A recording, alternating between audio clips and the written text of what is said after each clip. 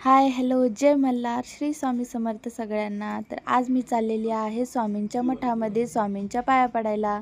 तर मी माझं एक छोटंसं नवस पूर्ण करत आहे। आज मी स्वामींचं 21 दिवसांचं व्रत केलं होतं, म्हणजे 21 दिवसांचा उपवास होता आणि 21 दिवस चप्पल न घालण्याचं असं व्रत केलं होतं। आज ते माझं उपवास पूर्ण झालेला आहे, त्यामुळे मी चाललेली आहे स्वामींच्या मठामध्ये। हे स्वामींना मी फूल वगैरे अर्पण केलं, स्वामींच्या पाया वगैरे पडलं। मला सारा अमृत वाचायचं होतं म्हणून मी स्वामींच्या मठामध्ये बसून पूर्ण 21 अध्याय वाचून घेतले।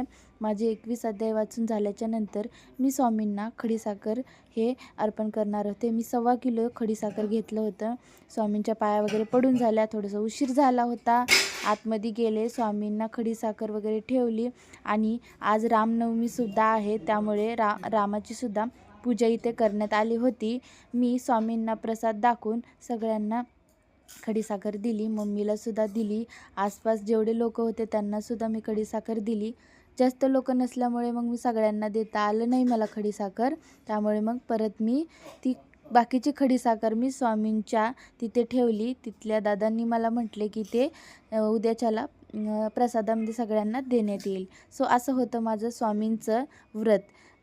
भेटू पुढच्या व्हिडिओमध्ये। बाय।